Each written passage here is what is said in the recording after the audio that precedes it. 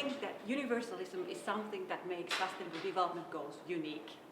So in principle, they should be present everywhere, all the time, or that's how it should be, especially when important decisions are made. If I think my personal life, so for me personally, universalism implies, everything that has to do with my everyday choices.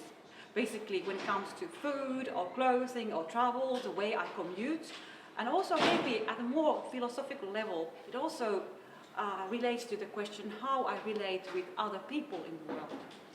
And if we want to take this to a larger scale and think of, for instance, about Finland as a country, the logic is the same. It's about sustainable and coherent policy choices, first of all.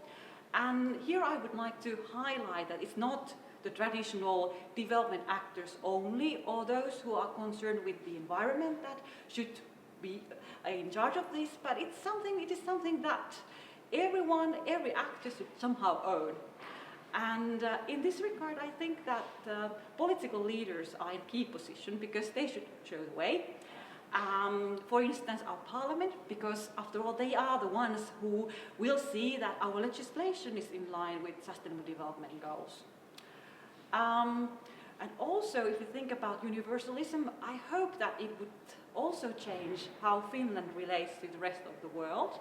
So it would have impact on our national politics, but also our international politics. So in the face of sustainable development and universalism, we are all developing countries. And not only aid donors, but we should see all those interconnected features of our decision making. For instance, if we still support fossil fuels and we claim that we are coherent and we are sustainable, that is not the case. So actually what we do may and might have negative impact on developing countries on a global level.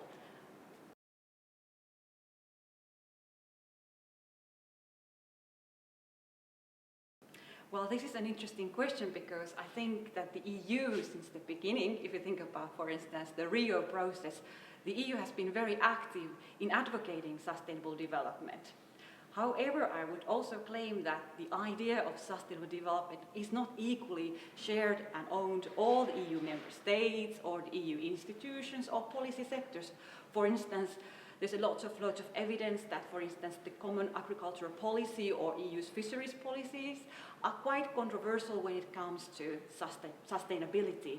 But then on the other hand, the EU has a treaty obligation to take into account development objectives, and basically that should be present in everything that EU does. But now I think that the important thing with Sustainable Development Goal and with the new agenda is that might really provide the EU with concrete guidelines. So alone, the idea of taking account of doesn't really mean anything, but we have to really understand, what we are supposed to do, and if we are incoherent, how we should correct our behavior. So I think that SDGs, all 17 of them, would provide this kind of impartial tool for policy actors such as the EU.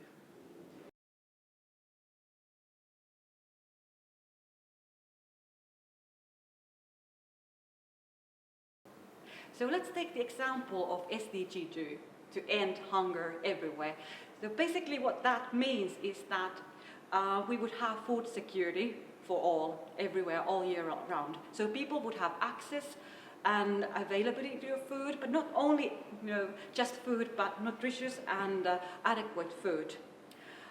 It's, I think, one of the key objectives if you look at the whole agenda, but it's also very difficult to achieve. I think there are at least, I could think, 5 conditions that should be in place. First of all, and maybe most urgently, we should tackle climate change, because we can already see the negative impact of climate change on those areas which are already most vulnerable. For instance, in Southern Africa, where also population is growing, so we have more people to feed. So tackle climate change is one thing. Then I think we should look critically how we trade and how we produce food in the world, because there is sufficient food, but it's not divided evenly. So I think with global trade also we can have impact on that. So we have to be careful how we trade, and also that we don't outcompete. For instance, the EU doesn't outcompete developing countries that are producing food to the international market. Then I think we of course have to always look at the issue of rights, and for instance, rights to land. Who can cultivate, who can buy land, and to which extent and where? And for instance, what kind of possibilities local communities and what kind of control they have over their own natural resources. I think that is also absolutely key. And that takes us to the question of gender.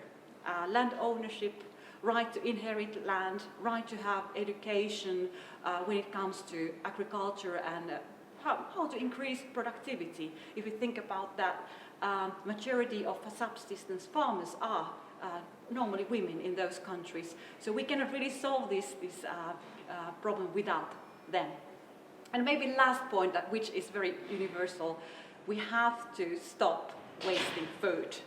And this also is a challenge for us in Finland, because we know that globally, I mean, there's 1/3 of food available wasted.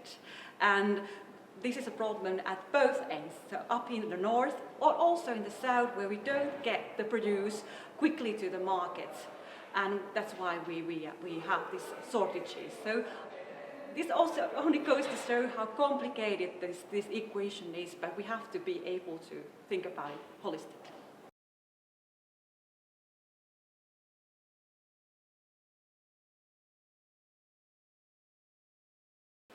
That is absolutely a key question.